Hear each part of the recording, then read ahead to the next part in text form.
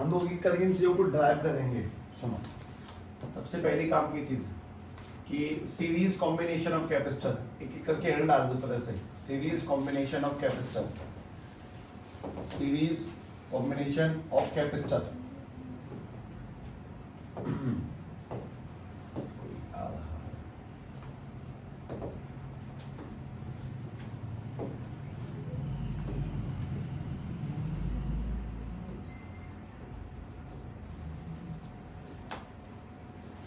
ठीक है।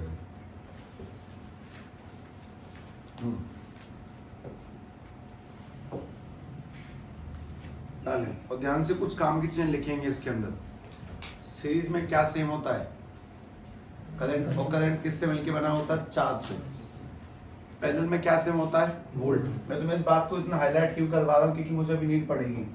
मैं लिख रहा हूँ सीरीज में होता है करंट सेम, और करंट का मतलब होता है चार्ज सेम होना। करंट यानी कि चार्ज का सेम होना, करंट यानी कि चार्ज सेम होना, इट्स कॉल्ड सीरीज। एक चीज को ये,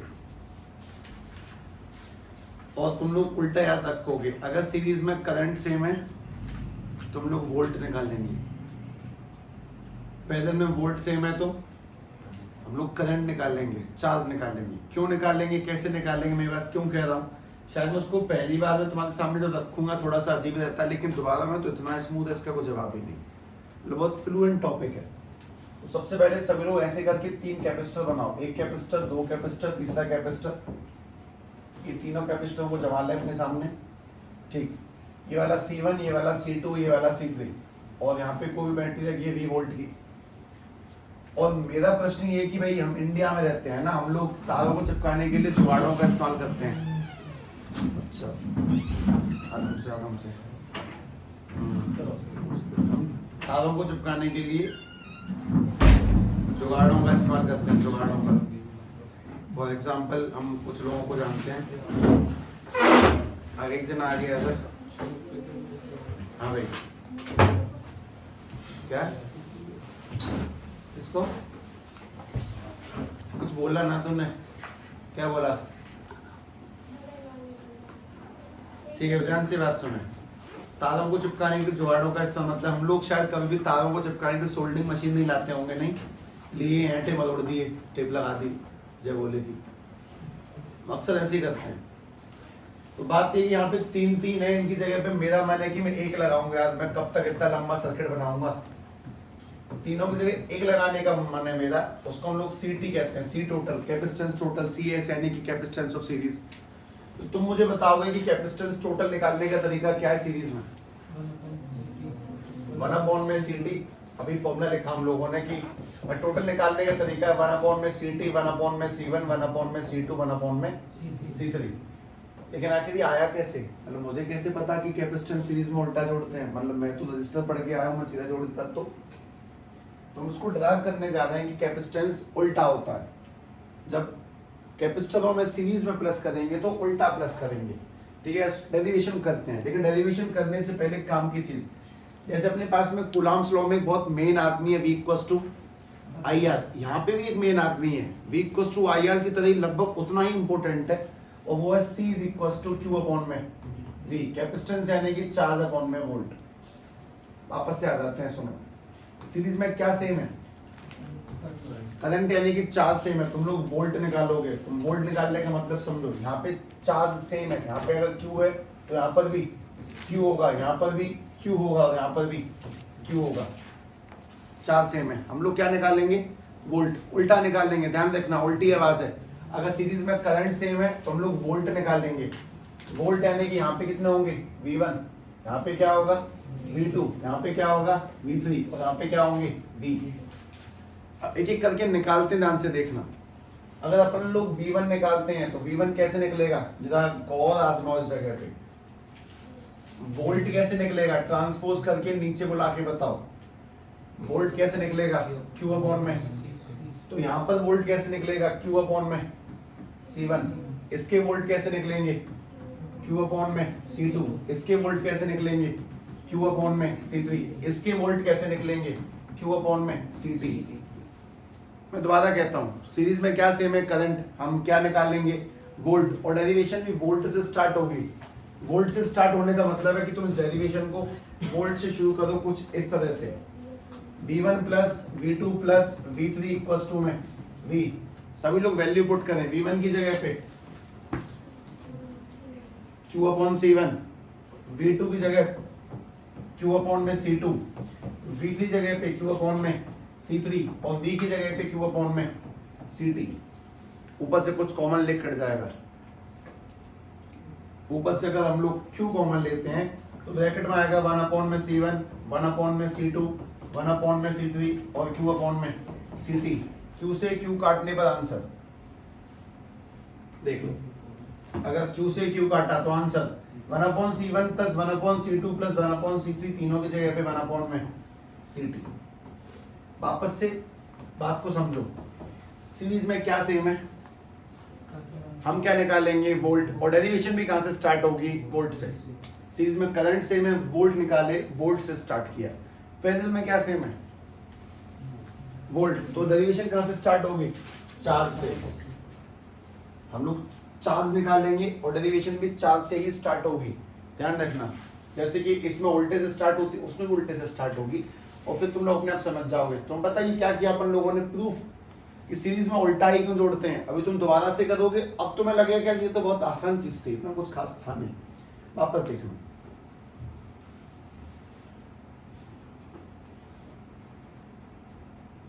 ठीक,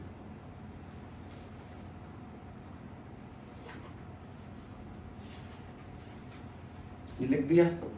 अब इसके साथ साथ दूसरा भी चलने देते हैं। वापस से अगले टॉपिक का नाम डालो, parallel combination of capacitor. 2-2 minute के डेरिवेशंस हैं। Parallel combination of capacitor. Capacitor की यूनिट क्या होती है, रेजिस्टर की तो ओम होती है, कैपेसिटर क्या होगी,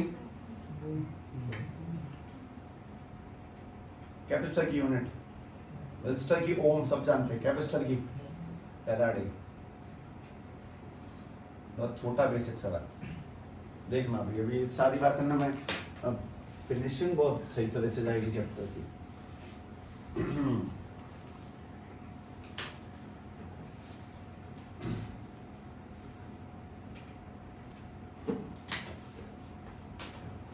डाल दिया, टॉपिक का नाम डाला, पैरेलल कॉम्बिनेशन ऑफ कैपेसिटर। मैं तुम्हें साबित करके दिखाऊंगा कि सीधा जुड़ता है, और तुम इस बात का ध्यान रखना कि उल्टे से स्टार्ट करेंगे, और हमें इतनी अकल होनी चाहिए हम यह काम खुद से कर सकें। मतलब मैं तुम्हारे सामने एक आध बात कर रहा हूँ तो ठीक है, और फिर भी नीड होनी चाहिए अपने आप, मतलब अपने दिमाग को समझाओ कि कैसे होगा। ऑल राइट, ठीक। हाँ भाई, अपने पास में है parallel combination of capacitor. Parallel combination of capacitor, और इसको करने से पहले काम की चीज, इसके ब्रैकेट में लिखे ध्यान से कि क्या सेम होता है। पैरेलल कॉम्बिनेशन कैपेसिटर, इसमें क्या सेम पाया जाता है, वोल्ट सेम होंगे। अपन लोग वोल्ट लिख देते हैं समझने के लिए, वरना तो पोटेंशियल कहती है दुनिया, पोटेंशियल सेम होना, पर ठीक है, इसमें वोल्ट सेम होंगे। डेरिवेशन कहां से स्टार्ट होगी, क्यू, चार्ज से। ठीक है, पहले डायग्राम बनाओ ध्यान से कि अपने पास में ये कोई कैपेसिटर है जो कि पैरेलल में लगे हुए हैं। अब बात वही ना, हम जब तारों को, सीधे तारों को नहीं जोड़ पा रहे, सीधे ऐसों को कैसे जोड़ लेंगे, इनके लिए मशीन क्यों लाएंगे। ठीक है, ध्यान से बात समझना, ये पैरेलल कॉम्बिनेशन। और मेरा बस मन ये है कि ये 3 लोग लगे हुए हैं, एक का नाम है C1 कैपेसिटर, दूसरा C2, एक है C3। इन तीनों की जगह पे क्यों ना एक ही लगा लें, सर्किट थोड़ा छोटा हो जाएगा, काम आसान हो जाएगा। तो इस एक को निकालते कैसे हैं, इन तीनों की जगह एक कैसे लगाएंगे वो पता लगाना है। ठीक है, इसमें क्या सेम, वोल्ट। तो पहले हर जगह वोल्ट रख दिएगा एक सफाई से। अगर यहाँ पे V वोल्ट होंगे तो यहाँ पर भी V होंगे, तो यहाँ पर भी V होंगे, पर यहाँ पे, अच्छा एक मिनट, यहाँ पर भी V होंगे, इसमें चार्ज सेम नहीं है, तो इस जगह पे कितना Q1, यहाँ पे कितना Q2, और यहाँ पे कितना Q3। उल्टा स्टार्ट करेंगे, अगर वोल्ट सेम है तो Q1 Q2 Q3, अगर चार्ज सेम है तो V1 V2 V3, और यहाँ पर Q लगा दिया। अब मैं तुमसे कहता हूँ कि ओम्स लॉ की तरह मेन फॉर्मूला कौन है, C equals to Q upon में V। बताओ Q निकालने का तरीका क्या होगा, C into V equal to में Q। तो Q निकालते हैं, ध्यान से देखो, यहाँ पे Q निकालेंगे, C1 multiply V, C multiply V। यहाँ पे क्यों निकालेंगे C2 मल्टीप्लाई V, यहाँ पे क्यों निकालेंगे C3 मल्टीप्लाई V, यहाँ पे क्यों निकालेंगे CT मल्टीप्लाई V। ये डेरिवेशन स्टार्ट कहाँ से होगी, इसमें वोल्ट सेम है तो चार्ज से स्टार्ट होगी, पिछले में चार्ज सेम था वो वोल्ट से स्टार्ट हुई है तो चार्ज से स्टार्ट करते हैं। Q1 plus Q2 plus Q3 बराबर के Q, वैल्यूज को पुट किया, Q1 की जगह पे C1V, Q2 की जगह पे C2V, Q3 जगह पे C3V और Q की जगह पे CTV। यहाँ से कुछ कॉमन है V, तो ब्रैकेट में रह गया C1 plus C2 plus C3 बराबर के CTV और V से V काटा तो C1 plus C2 plus C3 और इक्वल टू में CT। फिनिश। देख लो, ध्यान से देख लो। अगर तुम अपने दिमाग को एक सिग्नल देगा कि यार ये तो काफी ठीक बात है कि अगर करंट सेम है तो वोल्ट से स्टार्ट करेंगे, वोल्ट को जोड़ेंगे और आगे बढ़ा देंगे, और अगर वोल्ट सेम है तो Q से स्टार्ट करेंगे, चार्ज से स्टार्ट करेंगे, चार्ज को जोड़ेंगे और चार्ज को आगे बढ़ा देंगे। That's it. लेकिन कहना कि अपने दिमाग को सबसे मेन बात ये पता होनी चाहिए कि कैपेसिटर अगर सीरीज में है तो उल्टा जुड़ेगा और पैरेलल में सीधा जुड़ेगा रजिस्टर का ठीक उल्टा। ठीक है, इस कहानी का हम लोग बहुत सही से यूज कर सकते हैं, लेकिन मुझे थोड़ा कम इंटरेस्ट है उसका अब यूज करने में। जैसे कि मेरे मन में तो ये कि मैं तुम्हें ये बताऊं कि भाई अगर ये वाला कैपेसिटर है एक, दूसरा कैपेसिटर है ये और तीसरा कैपेसिटर है ये, ठीक है, इसकी वैल्यू है 2F, इसकी वैल्यू है 3F, तो इसकी वैल्यू 5F। बता इनका नेट कितना हो कैपेसिटेंस, बता पैरेलल में ये इनको 1/1 नहीं करेंगे, सीधे प्लस 5 3 8 2 10 फैराड। बहुत बेसिक सी बात है। लेकिन अगर यही सभी लोग सीरीज में होते, मतलब अपने पास में कैपेसिटेंस कुछ ऐसे रखा होता कि भाई ये वाला जो अपने पास में है दैट इज 6F और ये वाला जो है वो अपना 3F है, तो अब इसका प्लस क्या निकल के आएगा, अब इसका टोटल कैसे निकलेगा 1/6 1/3। मतलब हमसे वो गलती ना हो जल्दबाजी में कि हम रजिस्टर के अभ्यास करके आए थे और हम लोगों ने वही वाला काम लगा दिया, बस वो नहीं होना चाहिए। ध्यान से देखते चलो, मैं कैलकुलेट कर रहा हूँ, आंसर क्या निकल के आया 2F। ठीक है, बस एक छोटा सवाल, इस बार कैपेसिटेंस पैरेलल में ज्यादा होगा कि सीरीज में? पैरेलल में वैल्यू सीधे से जुड़ा करेंगे तो वो आंसर ज्यादा आया करेगा, और सीरीज में उल्टा जोड़ेंगे इसीलिए वो आंसर कम आएगा। मतलब मैं कि चलते फिरते बालक से पूछ बैठू भैया बताइए 6 + 3 कितना होता है, उससे बोलेगा 9, और मैं कह दूं उसको नहीं 2 होता है, वो किसी हाल में नहीं मानेगा। सब 6 और 3 तो किसी एंगल से 2 नहीं हो सकता, 6 और 3 जोड़ूंगा तो 9, घटाऊंगा तो 3, 2 होता है। सीरीज में अगर कैपेसिटरों को जोड़ा तो 6 और 3 2 ही रह गया, मतलब कुल मिला के वैल्यू कम हो गई। लेकिन पैरेलल में जब कैपेसिटरों को जोड़ा तो बढ़ेगा ही बढ़ेगा। ये जो तुम्हारे सामने किया गया दैट इज प्रूफ। इस पूरी कहानी को प्रूफ दैट में लेके आया। अब सभी लोग एक नए पन्ने पर जाएं। तो आज चैप्टर इस जगह पे फिनिश होता है बेसिकली, मतलब पढ़ाई के लिहाज से, थ्योरेटिकल लिहाज से, ना कि न्यूमेरिकल कंसेप्ट से। और जैसा कि मैं तुम्हें समझाया, मैं तुम्हें दोबारा बोलता हूँ, मेरा न्यूमेरिकल कहानी आगे बढ़ाना बहुत गलत है, पर मैं तुम्हें 2-3 बातें बोल देता हूँ। पहली चीज, तुम लोगों को रिवाइज करना है चैप्टर नंबर 1 और 2। और रिवाइज करने का मतलब लेके बैठ के पोथी पत्ता गाना नहीं है चैप्टर, है ना, वो नहीं करना होता कि बैठ के हिलते हिलते पढ़ रहे हैं, नहीं, वो वाला तरीका नहीं। ठीक है, रिवाइज करने का सीधा मतलब ये कि जब तक तुमने पढ़ा उसकी रिटन रिवीजन करें। रिटन रिवीजन यानी कि डेरिवेशन होगी प्रैक्टिस, रिटन रिवीजन और डेरिवेशन प्रैक्टिस और कंसेप्चुअल प्रैक्टिस। मतलब छोटी मोटी बातों को बिल्कुल हल्के मत याद करो। जैसे तुमसे बोला कि मेटल का K कितना होगा, इनफिनाइट, तो ये छोटी मोटी बात, छोटी छोटी बारीक बातों को बिल्कुल हल्के मत लो, कभी मत लो। MCQ वहीं से क्रिएट होते हैं। उसके साथ साथ जो तुम्हें कुछ सवाल भेजे जाएंगे, कुछ छांट पीट के क्वेश्चन भेजे जाएंगे, उन न्यूमेरिकल्स को लगातार लगाएंगे। ऑलरेडी चैप्टर 1 के हैं, चैप्टर 2 के भेजे जाएंगे तो लगातार करेंगे। तुम पे इतना समय पर्याप्त रहेगा कि तुम उन्हें करो, जिससे कि मैं जब लौट के आऊँ तो कहना कि मुझे तुम्हारे अंदर इन चैप्टरों के फॉर्मूले मिल जाएं, कि तुम्हें याद हैं, सारे कंसेप्ट याद हैं। और उसके साथ साथ एक छोटा सा स्टेटमेंट कि ये यहाँ पे थ्योरेटिकली फिनिश होता है अगर तुम लोग ध्यान से समझ लो। लेकिन मुझे कुछ 15 से 20 मिनट का काम और करना है, अगले पन्ने पर चले जाएं जहाँ पर भी है, नए पन्ने। ठीक, लिखें भाई ध्यान से, chapter 2 electric potential and capacitance. Electric potential and capacitance.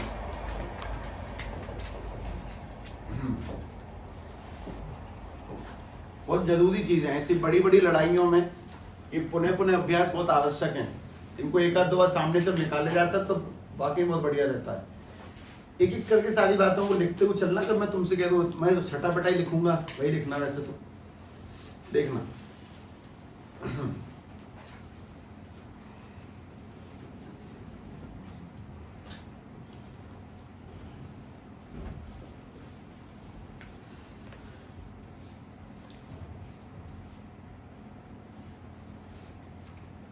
हाँ भाई, सबसे पहली चीज तुम लोगों ने चैप्टर में क्या पढ़ा था?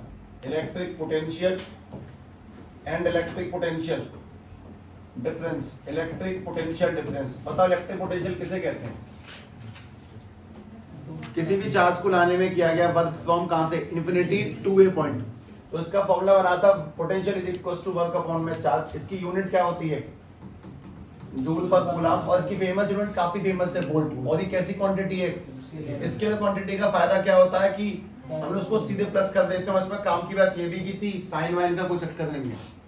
अच्छा, जबकि इलेक्ट्रिक पोटेंशियल डिफरेंस में डेफिनेशन क्या लगती है? From one point to another point. जब इसका फॉर्मूला बनेगा तो VA माइनस के VB equals to work upon में चार्ज। और ये बिल्कुल सेम टू सेम कहानी है, लेकिन ये सारी कहानी अच्छी नहीं थी।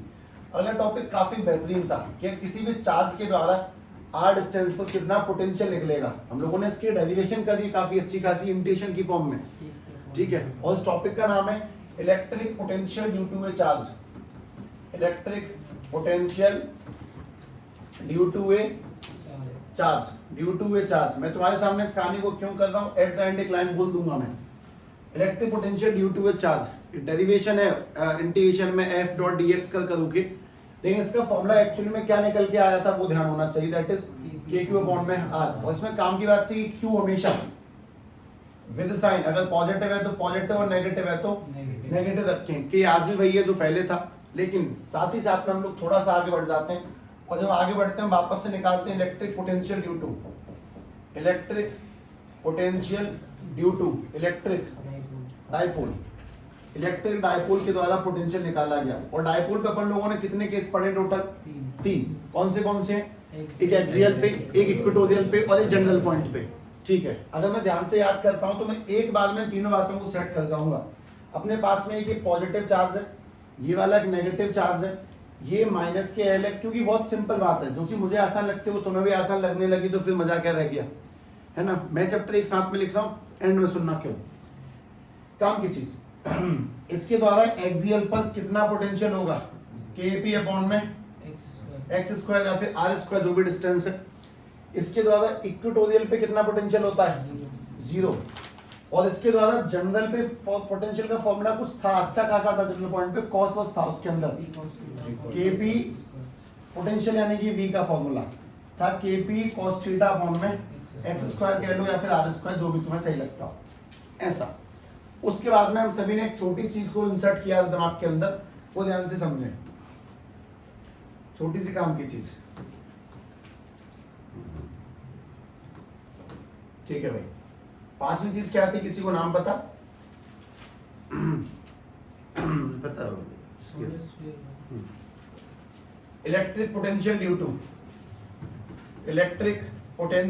Due to spheres, due to sphere. और मैं स्फीयर में वापस से बांट के लिखूंगा, ध्यान से देखना। हम लोग पहले लिखने जा रहे हैं होलो स्फीयर के बारे में, और दूसरा सॉलिड स्फीयर के बारे में। क्योंकि अगर तुम में से सबको ऐसा लगता है कि सर लिख के रिवीजन कैसे हो सकता है, तो तुम्हें ऐसे करना है लिख के रिवीजन। जैसे कि मैंने एक काम बहुत शॉर्टकट में किया है, ये मैंने सीधे लिख दिया, इसे ड्राइव करके एक एक करके बात चलाते हैं। होलो स्फीयर के अंदर अपने पास में तीन मेन केस थे। कौन से थे? एक था इनसाइड, दूसरा था आउटसाइड और एक था सरफेस के पास में। एक मिनट, हेलो, हाँ जी, अब जाना है ना क्या? वहां पे कोई अपडेट्स? हाँ,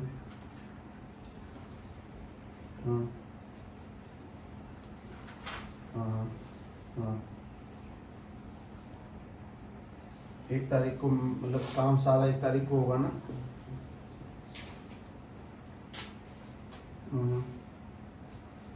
अच्छा ठीक है, मतलब कोई दिक्कत नहीं है ना? तो ठीक है, ठीक।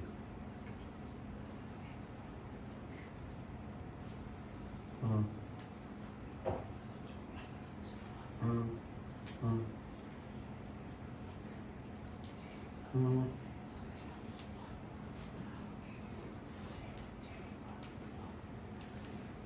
ठीक है, अगर पॉसिबल हुआ तो मैं सैटरडे को आ सकता हूँ। अच्छा ठीक है, 1 तारीख को। ठीक है, ठीक है, ठीक है। हाँ भाई, एक एक करके ध्यान से बात सुने। पहले तो इनसाइड इलेक्ट्रिक फील्ड बताओ कितनी होती है? किसी भी होलो स्फीयर के अंदर इलेक्ट्रिक फील्ड अंदर थी क्या? नहीं थी। अंदर 0 पोटेंशियल Q/r में आ था।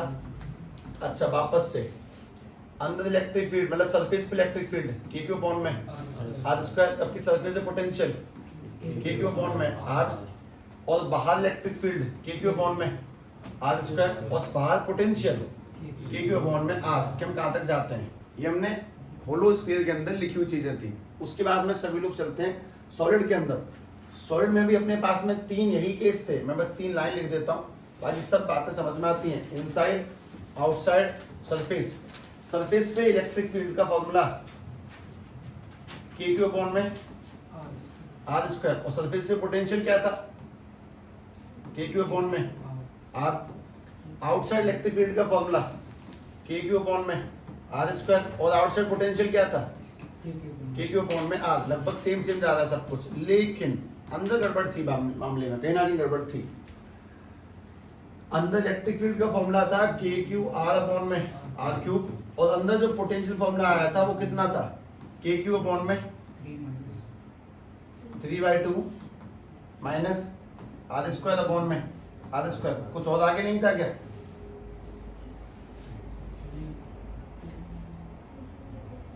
आगे कुछ ना था नहीं? अरे होगा।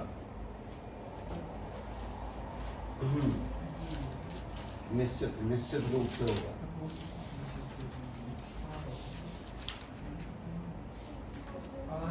आ रहे ना नीचे? ठीक है, ये ऐसे लिख के रिवीजन, इसको कहते हैं लिख के रिवीजन। अगर तुम लोगों को आइडिया नहीं है कि मैं तुमसे कहता हूँ रिटन रिवीजन, तो ऐसे छोटी मोटी चीजें, जैसे मैंने इसको सीधे लिखा, ये सीधे नहीं लिखना होता, ये ड्राइव करके लिखना होता है। ये ड्राइव करो, इसको ड्राइव करके लिखो। पूरा चैप्टर तुम्हारे सामने उतार रहा हूं ना, क्या तुम्हें इस स्पीड से याद है कि नहीं, वो सवाल है। खैर आगे सुनो, ये हम लोगों ने 5वां पॉइंट देखा है। ठीक, सभी लोग 6वां देखें।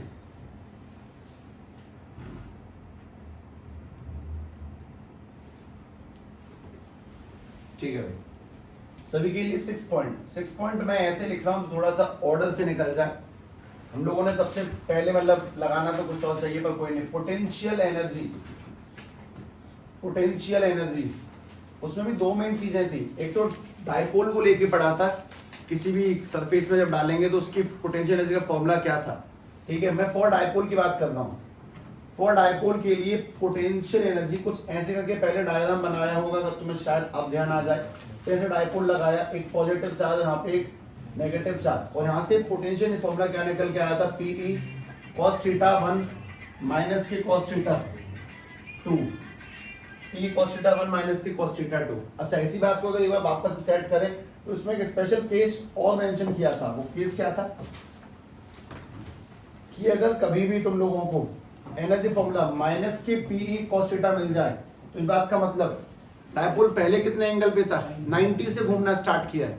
स्पेशली ये छोटी मोटी बातों में ध्यान रखना चाहिए कि ये दोनों फॉर्मूले कलेक्टिंग ज्यादा अच्छा है एज कम्पेयर टू इसके। तुम्हारे पास भेजे गए सवालों में ये cos θ1 - 2 के सवाल तो पक्का होंगे, देख लेना जब भेजे जाएंगे तब। और मैं तुम्हें ये बता दूं कि ऐसा मान के चलना कि उसमें से लगभग 80 to 90% क्वेश्चन हो जाएंगे। कैपेसिटेंस की जो एक कैटेगरी जो नहीं होती है उसका नाम है एनर्जी लॉस वाइल चार्जिंग और डिस्चार्जिंग कैपेसिटर। ठीक है, वो सिखाने समझ में आती है। खैर कोई बात नहीं, ये माइनस के पी cos θ। फिर तुम लोगों ने इसी के साथ साथ एक छोटी सी बात और जानी थी वापस से potential energy of system, potential energy of A system, energy of A system. इस बात को अगर हम लोग वो ध्यान से लिखें तो शायद मुझे बस एक गेम करना है जिससे कि तुम पूरी बात समझ जाओ। ये Q1, ये Q2 और ये वाला Q3, और इस पूरे सिस्टम की वजह से बनने वाले एनर्जी का फॉर्मूला क्या था, सबको सबके साथ लेना है। 1 और 2 के बीच की डिस्टेंस क्या मानी जाएगी, 1 2, ये वाली क्या मानी जाएगी 1 3, ये वाली क्या मानी जाएगी 2 3। तो अपने पास में एनर्जी निकालने का जो टोटल फॉर्मूला बनेगा that is K Q1 Q2 upon में इनके बीच की दूरी, उसके बाद में K Q1 Q3 अपॉन में इनके बीच की दूरी, और ऐसे करके K Q2 Q3 अपॉन में इनके बीच की दूरी, और ये कहानी ऐसे लगातार बढ़ती जाएगी जितना भी सिस्टम होगा, 5 10 चार्ज जितने भी होंगे उन सभी के साथ सिस्टम ऐसे डील करेगा। लेकिन मोस्ट इंपोर्टेंट एनर्जी हमेशा कैसे रखनी है, चार्ज कैसे रखना है, विद साइन। अच्छा, इंक्लूडिंग हम थोड़ा सा आगे जा रहे हैं तो जिस बात की मैं तुमसे पहले चर्चा कर रहा था उस बात को लगा देता हूं। रिलेशन बिटवीन किस किस के बीच में, relation between electric field and electric potential. और तुम लोगों ने इसका कोई हल्का फुल्का इस्तेमाल किया भी नहीं है, पूरा कैपेसिटर जब जब ड्राइव हुआ तो लगभग इसी के इस्तेमाल से ड्राइव हुआ, और वो बहुत छोटा सा बेसिक सा रिलेशन है। जैसे अगर सिंपल सी कहानी के साथ पोटेंशियल होता है के क्यू अपॉन में आर, और इलेक्ट्रिक फील्ड होता है के क्यू अपॉन में आर स्क्वायर, तो इनमें बस एक ही चीज का तो अंतर है, आर का। अगर हम लोग दोनों तरफ मतलब इसमें दोनों तरफ आर का मल्टीप्लाई कर लें तो एक आर से एक आर कटेगा, वो छोटा बड़ा भी मत मानो, आर मल्टीप्लाई में ई इक्वल्स टू के क्यू अपॉन में आर, और इसको अपन लोग क्या कहते हैं पोटेंशियल, यानी कि आर मल्टीप्लाई ई बराबर की वी फॉर पोटेंशियल। इस बात को हम लोगों ने याद रखना है। लेकिन एक चीज और थी इसमें, एक नेगेटिव का साइन था, तो पोटेंशियल था v इक्वल्स टू माइनस के ई मल्टीप्लाई में आर, और इसी को बहुत अच्छे से रिप्रेजेंट किया गया था कि हम इसको ऐसे भी लिख सकते हैं। फिलहाल ये v इक्वल्स टू माइनस के ई मल्टीप्लाई में आर है, कोई इसको dv इक्वल्स टू माइनस के ई डॉट dr लिख दे तो भी कोई दिक्कत नहीं है, दोनों के बीच का सेम रिलेशन है। ये नेगेटिव साइन तुम्हें क्या बताता है, ये छोटे छोटे माइनर, यहाँ पे एक माइनर सवाल की एंटी है, ये नेगेटिव साइन तुम्हें ये बताता है कि potential always decrease, potential always decrease, ये याद रखने वाली बात थी, always decrease in the direction of, always decrease in the direction of electric field. इसमें बारीक बातों में थोड़ा सा गोला लगाऊंगा अभी, in the direction of electric field, potential electric field की दिशा में कम हो जाता है। लगा देता हूं मैं वो गोला, कौन सी वो बारीक बारीक सी बातें, लगातार ये गोला बढ़ता चला जाएगा। एक बारीक बात एमसीक्यू निश्चित रूप से पूछ जाने वाली चीज, दूसरी बारीक बात की इनिशियल एंगल 90 का मानना क्या है। साथ में आगे चलते हैं, माइनस के ई डॉट डी आर,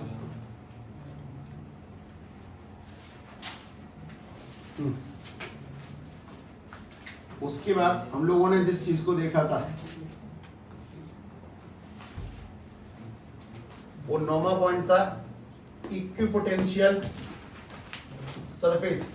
कौन सी सरफेस को इक्विपोटेंशियल कहते हैं, जहां पे हर जगह पर पोटेंशियल सेम हो, वो कभी एक दूसरे से नहीं टकरा सकते। और सबसे काम की बात, इसमें एक ही पॉइंट लिखूंगा मैं, द वर्क डन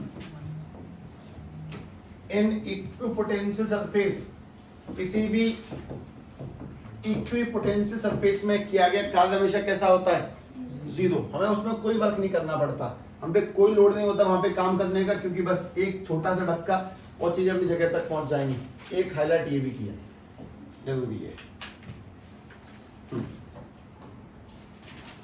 ठीक है भाई। अब सभी लोग अपने अगले चरण पे चलेंगे, है ना, अगले आदेश से पर।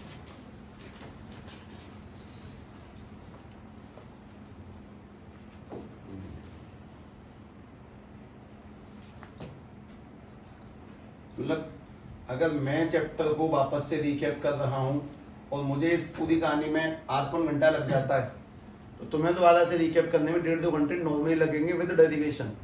तो ऐसा बिल्कुल नहीं है कि इस कहानी को एक ही दिन निपटा देंगे, अरे हाफ में कर लो, आज मैं पोटेंशियल वाला हिस्सा पूरा खत्म कर लूंगा, कल मैं कैपेसिटेंस कर लूंगा, इस तरह से। लेकिन लिखित में रिवीजन ऐसे किया करें तरीके से, छोटी मोटी बातों को बहुत गौर से देखा करें, ये पढ़ाई चाहिए, इस लेवल की चाहिए। खैर हम लोग बाकी कुछ कुछ सी बातों को हटाते हैं, ध्यान से देखना। अच्छा,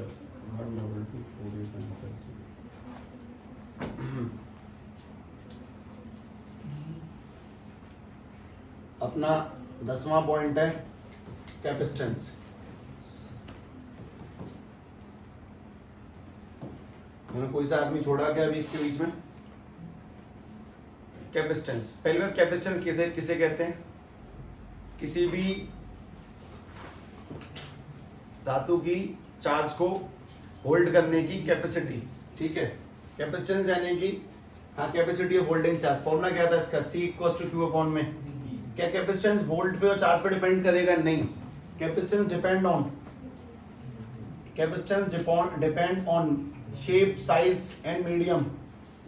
shape, size and medium of capacitor, वो कैसा है, किस माध्यम में बना हुआ, उन सब चीजों पर डिपेंड करता है कैपेसिटेंस। अच्छा, कैपेसिटेंस की यूनिट क्या होती है? 2-3। अगर यहां से बनाओगे तो कुलाम, ये कुलाम है और ये है वोल्ट है। ये कुलाम है, ये वोल्ट है। ध्यान से बात समझना। कैपेसिटेंस की सबसे पहली बात तो फेमस यूनिट होती है FARADE। दूसरी काम की चीज, अगर कैपेसिटेंस की यूनिट हम लोग यहां से बनाते हैं, यहां से इस फॉर्मूले से बनाते हैं, तो तुम लोगों को बहुत ध्यान से देखना चाहिए। एक और समझ लो, C equals to Q upon में B। मैं यहाँ पे बहुत बारीक बात कर सकता हूँ। चार्ज की यूनिट कूलाम, वोल्ट की यूनिट, पोटेंशियल की यूनिट और भी थी, एक बात थी, है ना। एक तो वोल्ट खुद थी और दूसरी थी, तो इसको जूल पर कूलाम भी कह सकते हैं। और नीचे का कूलाम ऊपर जाते ही कैपेसिटेंस की यूनिट हो जाएगी कूलाम स्क्वायर पर जूल। मान लो ये ऑप्शन में आ जाए ऐसे करके, ऑप्शन देखें, मतलब which of the following is the unit of capacitance. पहला सवाल फैराडे, ठीक है जी, बिल्कुल सही बात है। दूसरा सवाल कूलाम पर वोल्ट, ये भी ठीक है। तीसरा सवाल कूलाम पर जूल, ऐसे करके। और चौथा आता है all of these, all of these या फिर कुछ भी नन ऑफ दीज, कोई भी उल्टा से सवाल बने। बात है कि सब सही है। हम ये और ये देख के गए थे, हमने इसको देखा तक नहीं तो हम तुक्का कैसे मार देंगे? सीधी सीधी बात ये। ये सब मतलब फैराडे याद हो गया, इसमें भी दिमाग चल जाएगा नेकात तो, पर कूलाम स्क्वायर पर जूल शायद दिमाग ना ही चले। इसलिए ध्यान रखने वाली बात है, कैपेसिटेंस यानी कि किसी भी चार्ज को होल्ड करने की क्षमता को हम लोग कैपेसिटेंस कहते हैं। वो शेप और साइज पे डिपेंड करेगा, ना कि वोल्ट और कूलाम पर। वो अपने पास में बेसिकली कितने टाइप के कैपेसिटर्स हैं? 2, एक स्फेरिकल और दूसरा पैरेलल प्लेट कैपेसिटर। और इनमें क्या क्या पढ़ना होता है अब वो ध्यान से देखें। इन सभी कैपेसिटर में क्या क्या पढ़ना था? 11। हम लोगों को कैपेसिटर में 2 टाइप कैपेसिटर दिखाए गए थे। एक तो स्फेरिकल कैपेसिटर, स्फेरिकल कैपेसिटर, और दूसरा कौन सा है? Parallel plate capacitor, parallel plate capacitor, parallel plate capacitor. अब देखना वो डेरिवेशन करने को क्यों बोला जाता है, ध्यान से सुनो। अगर मैंने सीधे तुमसे बोला कि किसी भी स्फीयर के अंदर कैपेसिटर, कैपेसिटेंस का फॉर्मूला क्या निकलेगा? That is 4 pi epsilon naught R. और आर क्या है उसकी? अभी कैसे आया? वो ड्राइव करना बहुत इंपॉर्टेंट है। ये C equals to 4 pi epsilon naught आया कैसे? एप्सिलॉन नॉट आर कैसे निकल के आता है? वो बहुत इंपॉर्टेंट है। उसको ड्राइव करने में एक आध 2 सेकंड ही जाती है। C equals to Q upon में V। V क्या चीज है? पोटेंशियल। किसी भी स्फीयर का पोटेंशियल KQ अपॉन में R होगा। R को ऊपर भेज देंगे तो C equals to Q multiply R upon में KQ। Q से Q काटेंगे और K का उल्टा करेंगे तो 4 पाई एप्सिलॉन नॉट R। तो ये तुम्हें लिखना नहीं है, ये तो अभी तो बिल्कुल नहीं लिखना। कैपेसिटेंस का formula 4 pi epsilon not R होता है स्फीयर के लिए। साथ ही साथ में काम की चीज कि जरा बताओ इसमें स्टोर्ड एनर्जी के फॉर्मूले क्या क्या निकल के आए थे? कैपेसिटर में स्टोर्ड एनर्जी के फॉर्मूले Q स्क्वायर अपॉन में 2C और हाफ CV स्क्वायर और हाफ QV। और एक साथ साथ इसमें एक ड्रॉबैक और था। इसका ड्रॉबैक क्या है कि very large size and low capacitance, मतलब पंखे से बड़े कैपेसिटर। मतलब मुझे एक पंखा चलाना मुझे 300 कैपेसिटर चाहिए, ठीक है, इतने बड़े बड़े। तो क्या बेनिफिट हुआ उसका? यानी कि large size and low capacitance. ये छोटी मोटी बातें याद होंगी तो अच्छा रहेगा। और इन बातों का मजा तुम्हें तब आएगा कि जब तुम पेपर करने बैठोगे। यार ये तो डिट्टो पूछ लिया गया, हाँ डिट्टो ही पूछ लेंगे कट टू कट। मतलब तुम्हें भी ऐसा लगता होगा सर पेपर मुझसे हो जाए, हाँ हो जाएगा। लेकिन वो न्यूमेरिकल्स की प्रैक्टिस के बाद और थोड़ा सा कॉन्फिडेंस बढ़ेगा। जब तुम करने बैठोगे ना तब सवाल होंगे, अरे मजे आए, वो साउंड अपने आप अंदर से निकल के आ जाती है। लेकिन तुम्हें टाइम इसलिए दिया जा रहा है कि तुम्हें रिवीजन अच्छे से करना है, बिना उसके तो कोई बेनिफिट ही नहीं है। सवाल भी करने में मजा तब है जब हाँ सब कट टू कट फॉर्मूले बालक बोलते जा रहे हैं, मैं सॉल्व किए जा रहा हूँ। खैर ध्यान से बात सुनो। अब क्या फायदा कि मैं तुम्हें सवाल कर दूं, तुम पन्ने पलटते रह जाओ कि ये वाला टॉपिक कहाँ था, ठीक है। इसीलिए सन के सन, और बेसिकली 4 चैप्टर अच्छे तरीके से निकालो, 1 2 3 4, उसके बाद तो बहुत बढ़िया हाथ बैठता है। अच्छा, पैरेलल प्लेट कैपेसिटर पढ़ने से पहले मैं तुम्हें छोटी सी कहानी को दोबारा सेट कर देता हूँ। उसका नाम क्या था? डाइलेक्ट्रिक। डाइलेक्ट्रिक अपने पास में कौन सी चीज है जिसके लगने से इलेक्ट्रिक फील्ड डिक्रीज करेगा, वो करंट को पास नहीं होने देता लेकिन इलेक्ट्रिक फील्ड का फॉर्मेशन होने देगा।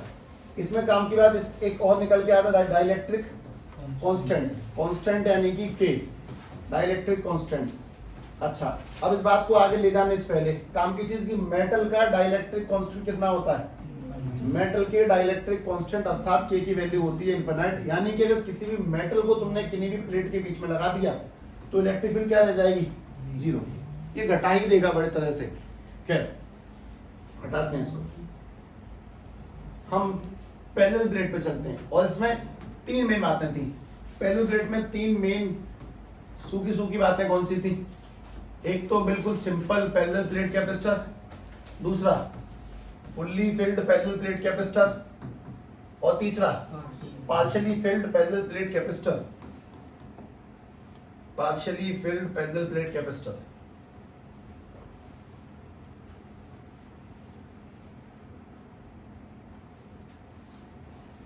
हाँ भाई, एक ये वाला partially field parallel plate capacitor. अच्छा एक मिनट, इसको फुल्ली फिल्ड और कर दूं मैं। ये संपूर्ण रूप से भरा हुआ और ये आधा भरा हुआ, इसमें सारी की सारी चीजें ध्यान से देखनी है, समझना क्या मतलब लिखना ही है, ठीक। इसमें कैपेसिटेंस का फॉर्मूला क्या था? ए एप्सिलॉन नॉट अपॉन में डी। डायलेक्ट्रिक लगने से क्या क्या घट जाता है? इलेक्ट्रिक फील्ड घटेगा, पोटेंशियल घटेगा, लेकिन कैपेसिटेंस, तो इस बार कैपेसिटेंस का फॉर्मूला क्या आएगा? ए एप्सिलॉन नॉट अपॉन में डी मल्टीप्लाई में के का गुणा होगा। जबकि अगर इलेक्ट्रिक फील्ड निकालेंगे तो वो क्या निकल के आती है? नई वाली ई नॉट अपॉन में के, और पोटेंशियल क्या निकल के आता है? वी नॉट अपॉन में के, लेकिन कैपेसिटेंस क्या निकल के आता है? सी नॉट मल्टीप्लाई में के। मतलब यही बात लिखी है मैंने, पर मैं इसको नहीं लिख रहा हूँ। और जब हम लोगों ने इसको फिल किया तो भाई ये वाला डी थी, डी माइनस टी, और ये वाला हिस्सा कौन सा? टी। टी इससे भरा हुआ है, तो इसके कैपेसिटेंस का फॉर्मूला क्या था? सी इक्वल्स टू में ए एप्सिलॉन नॉट अपॉन में डी माइनस टी प्लस के, टी बाई के। साथ ही साथ में कुछ और काम की छोटी मोटी बातें, इन सभी में एनर्जी स्टोर होने का फॉर्मूला क्या है? बिल्कुल वही सेम वाला, क्यू स्क्वायर अपॉन में 2c, उसके साथ साथ हाफ सी वी स्क्वायर, और उसके साथ साथ हाफ क्यू वी, इंक्लूडिंग और काम की चीजें कि इस वाले कैपेसिटर में इन दोनों प्लेट के बीच में लगने वाली फोर्स होती है। वो फोर्स क्या थी? क्यू स्क्वायर अपॉन में 2a एप्सिलॉन नॉट। अच्छा, डाइलेक्ट लगने का बेनिफिट क्या है? डाइलेक्ट लगाने से कुछ काम के बेनिफिट ये होते हैं कि सबसे पहली बात तो उसका कैपेसिटेंस इंक्रीज करेगा, और भी कुछ बेनिफिट है, कैपेसिटेंस इंक्रीज होगा। दूसरी बात ये कि डाइलेक्ट लगने से प्लेट को क्या मिल जाती है? स्टेबिलिटी। अब प्लेट चिपका चिपकाट नहीं करेंगी, बड़ी तरह से स्टेबल वहां पे रुकी रहेंगी, उनके बीच में कुछ है तो वो चिपकेंगी नहीं, मतलब स्टेबिलिटी टू द कैपेसिटर।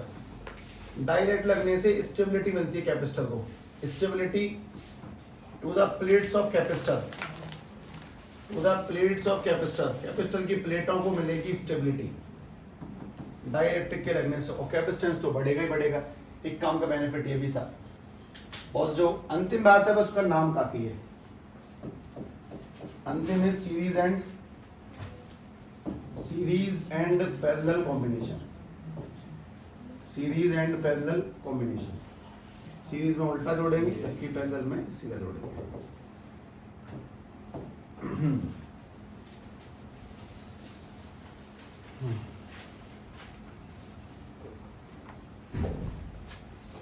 कितने पन्ने बचे तुम्हारे?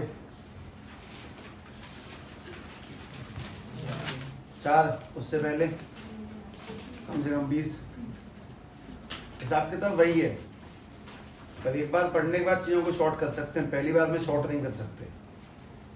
और शॉर्ट क्या किया? डिराइव नहीं किया, हो गया शॉर्ट, सीधे फॉर्म में लिख दी। इसको लोग वन शॉट कह देते हैं।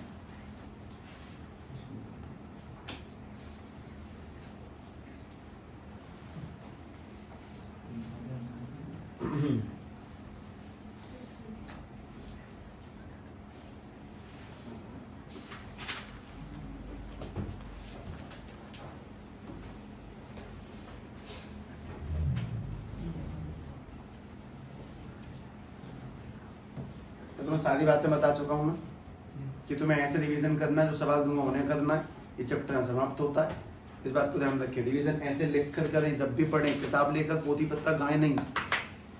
What is Coulomb's, low Coulomb's, force, perpendicular distance, उसके बाद भगवान जाने, ऐसा कुछ ना करें, ठीक है, तरीके से, मतलब सिस्टमेटिक वे में। और केमिस्ट्री तो स्पेशली ऐसे करके। चलो ध्यान से बात सुनो।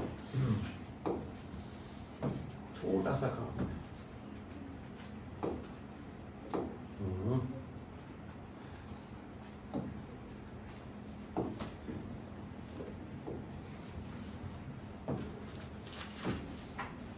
अगले पन्ने पे चैप्टर का मैप लिखें।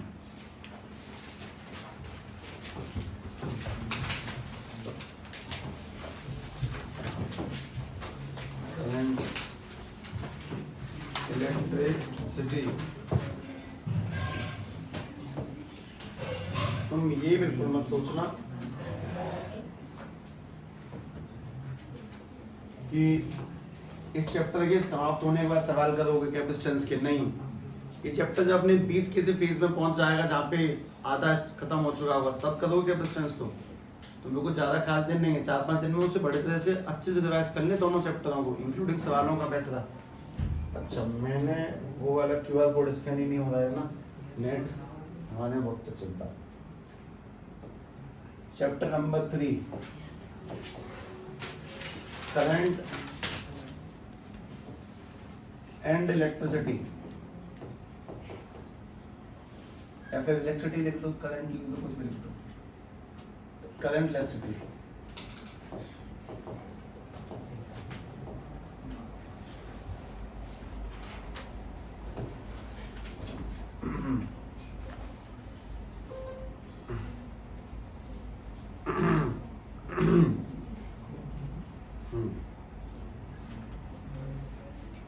छोटे बच्चे आपस में सवाल पूछते हैं अक्सर, ऐसी कौन सिटी है जहाँ कोई नहीं रहता, और भी कुछ है 2-4 मुझे याद नहीं। ऐसा कौन सा गेट है जहाँ कोई नहीं जाता। तुमने मतलब ये कारनामे करे हैं, और भी कुछ है कारनामे, 2 याद आ गए मुझे।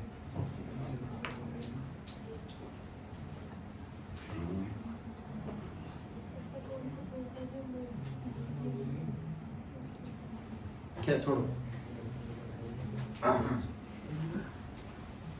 अच्छा ये बताओ, चैप्टर बड़ा है कि नहीं पिछला है? नहीं, उससे पहले वाला वो ठीक ठाक है। अच्छा अच्छा, चलो देख लेंगे।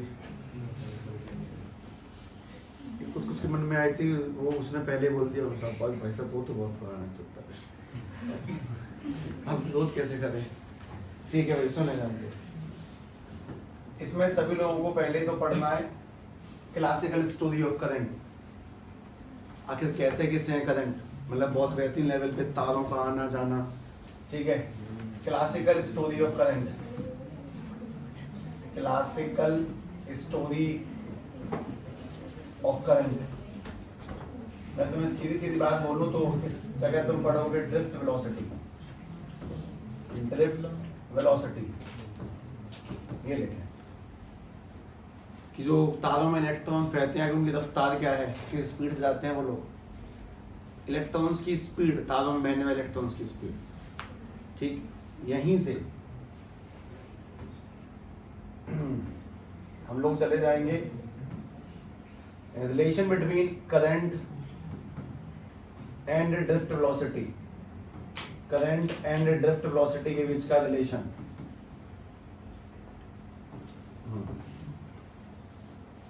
Relation between current and drift velocity. इसके बाद में अगला तुम्हारा होगा दैट इज डेरिवेशन ऑफ, यहीं से लोग ड्राइव करेंगे, इसी से, ये तीनों जुड़े हुए हैं, इससे ये डेरिवेशन ऑफ ओम्स लॉ। आखिर ओम्स लॉ आया कहां से, और आने के बाद में इसकी 2 फॉर्म है। एक तो इसकी स्केलर फॉर्म में, मैं अंदर भी लिखता हूं चैप्टर कराने के बाद में, ये तो ऊपर से लिखा हुआ है। डेरिवेशन ऑफ ओम्स लॉ की 2 फॉर्म है, एक तो स्केलर फॉर्म और दूसरी वेक्टर फॉर्म। अच्छा मतलब तो 10वीं के बालकों को पढ़ा रहे हैं, फिर वो क्या है? कुछ नहीं, हवा है वो तो। Ohm's law, scalar form and vector form. जब वो कभी पूछते हैं ना हम लोग सर ओम्स लॉ क्या है साहब, ये क्या था, कभी कभी आते हैं होशियार झाड़ने ओम्स लॉ मुझे आता है जी, पहले मैंने भी पढ़ लिया। अरे कुछ तो ट्रिग्नोमेट्री लेके आते हैं, जैसे अभी स्कूल में चल रहा है चैप्टर नंबर 4 क्वाड्रेटिक इक्वेशन, तो कोई बालक कैसे आता है साहब साइन 30 वैल्यू 1/2 होती है ना, होती तो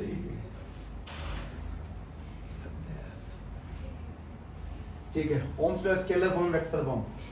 उसके बाद में यहीं से तुम लोग मैं बहुत छोटा मतलब टॉपिक का नाम देना नहीं चाहिए पर लिख के ध्यान से लगाते हैं। इसमें तुम लोग पढ़ोगे रेजिस्टेंस कहाँ से उत्पत्ति हुई, इसकी रेजिस्टिविटी की उत्पत्ति हुई, फॉर्मूला है R=ρL में, ये कहाँ से आता है। और इसमें जो एक्चुअली में असली टॉपिक का नाम है that is temperature effect. Temperature effect, temperature effect. Temperature से रेजिस्टेंस पे क्या इम्पैक्ट पड़ेगा, हम लोग 3 लोगों के बारे में पढ़ रहे होंगे इसके अंदर। एक तो कंडक्टर, दूसरा सेमीकंडक्टर और तीसरा अलॉय। इंसुलेटर में तो करंट ही नहीं जाता, उसका करेंगे ही क्या। कंडक्टर, सेमीकंडक्टर और अलॉय, ये 1 2 3 तीनों जुड़े हुए हैं। Classical story, relation between current and drift velocity, derivation of Ohm's law, scalar vector form, resistance resistivity की उत्पत्ति भी सब जुड़ के इकट्ठा आएगा।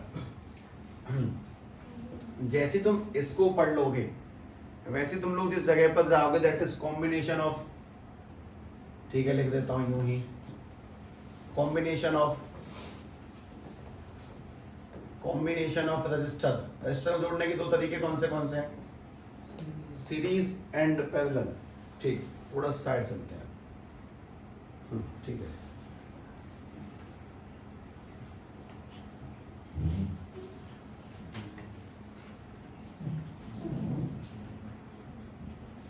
ठीक है, उसके बाद में हम सभी लोग पढ़ेंगे इसके अंदर सेल। वो सेल को जोड़ना, सेल कैसे जोड़ता है, प्लस माइनस वगैरह कुछ ऐसा भी है। सेल के बाद में उसी में आएगा EMF और उसी में आएगा TV stand for terminal voltage. EMP नहीं है, EMF है, terminal voltage. Combination of resistor, 5वां पॉइंट। फिर तुम्हें पढ़ना है सेल, EMF, टर्मिनल वोल्टेज, ऐसा कुछ। इसी में एक छोटी सी बात और निकल के आएगी, what is internal resistance. Internal resistance. उसके बाद में हम लोग जो 7th पॉइंट का नाम लिखेंगे वो है कॉम्बिनेशन ऑफ सेल। हम सेल्स को भी जोड़ते हैं, कॉम्बिनेशंस ऑफ सेल। और सेल के भी 2 तरीके होते हैं ऑब्वियसली, एक सीरीज और एक पैरेलल, सीरीज एंड पैरेलल। और इसमें टोटल न्यूमेरिकल है, मतलब यहाँ से जो न्यूमेरिकल स्टार्ट होगा ना यहाँ से वो यहाँ तक बढ़ते ही चले जाएंगे। और ये ऐसा नहीं है कि इसको तुम ऐसे करो कि सब इसको पढ़ाने के बाद सवाल दिए जाएंगे, नहीं, या तो सवालों के साथ ही पढ़ाई हो सकती है या तो बाद का पेंडिंग का काम ही नहीं है। Combination of cell, series and parallel combinations.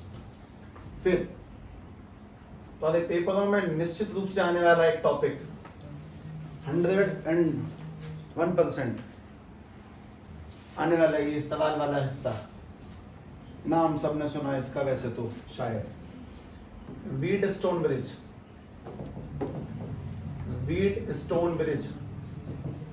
और व्हीटस्टोन ब्रिज के अंदर भी जो पढ़ेंगे हम दैट इज 2 टाइप के होते हैं, एक तो बैलेंस्ड और अनबैलेंस्ड। हमें व्हीटस्टोन ब्रिज के न्यूमेरिकल्स यहाँ सीखने हैं, ठीक। लेकिन न्यूमेरिकल तब हो सकते हैं जब तुम लोगों ने इन कहानियों को देख रखा हो। 9वां point that is Kirchhoff's law. और भाई ने ऑब्वियसली 18 पुराण सभी में 2 ही बातें कही हैं, इसने 2 ही नियम दिए हैं, ठीक है। एक नियम का नाम है KCL, एक का नाम है KVL। KCL बोले तो किरचॉफ करंट लॉ, किरचॉफ्स ये ई हटा दिया यहाँ से मैंने, Kirchhoff's current law, Kirchhoff's current law, और ये वाला है Kirchhoff's voltage law, Kirchhoff's voltage law. ये बहुत सीखने वाली चीज है, तुम इसमें ऐसा कुछ नहीं लो वो पढ़ोगे याद करोगे, नहीं, सब न्यूमेरिकल हिस्सा है। इसी करंट लॉ को और भी लोगों से मतलब और भी नामों जाना जाता है, जंक्शन रूल, नोड रूल, मतलब बहुत कुछ है, कोई बड़ी चीज नहीं। Kirchhoff's current law and Kirchhoff's voltage law. तुम लोग इसमें जो क्वेश्चंस करोगे लूप बेस्ड क्वेश्चंस होंगे, लूप बेस्ड क्वेश्चंस। तुम लोग लूप लगाना सीखोगे, उससे बहुत से सवाल निकल के आते हैं, ठीक है। इस कहानी में ध्यान रखना कि तुम लोग किरचॉफ लॉ को लिख तो बाद में रही हो, लेकिन वो स्पेशली लगभग यहाँ कहीं के आसपास एंट्री होगा, क्योंकि ये वो टॉपिक है जो मिक्स चलते हैं, मतलब लगभग यहाँ एंट्री हो जाएगा, उसके बाद आगे बढ़ाएंगे, फिर वापस पढ़ेंगे, फिर आगे बढ़ाएंगे। इस वजह से कुछ चीज़ें तुम्हारे लिए राहत के लिए बता देता हूँ। इस चैप्टर में 3 मेन चीज़ें कट चुकी हैं एक्चुअली में। रेजिस्टेंस को, अननोन रेजिस्टेंस को कैसे नापा जाएगा, सेल का अंतर रेजिस्टेंस कैसे नापा जाएगा, मतलब थे कुछ काम की चीज़ें, कुछ डिवाइसेस हुआ करते थे, ठीक है, पोटेंशियल ग्रेडियंट वगैरह। पर अब नहीं है, अब क्या फायदा जब जो चीज़ें है ही नहीं उनके बारे में चर्चा करने से। पिछले चैप्टर में कितने पॉइंट थे टोटल मैप में? यहाँ कहने को 9 ही दिखाई दे रहे हैं फिलहाल, ठीक है। ये इंटरनली डिवाइड होता रहेगा बाद में, मोटे मोटे रूप में तो यही है, लेकिन अभी भी और भी ऐसी चर्चाएं होंगी जो अब तुम इसे करोगे ना तभी देख पाओगे। ऊपर से दिखा हुआ भाग है इस पूरे चैप्टर का, भले तुम्हें अभी लगता हो इसमें तो 9 ही है, उसमें 12 थे, कोई बात नहीं, अपनी गलतियां छोड़ दो, ठीक है। इससे आगे कार्रवाई कल सभी लोग काम ध्यान रखेंगे, रिटन रिवीजन चाहिए, ठीक है। इसे कल शुरू करेंगे।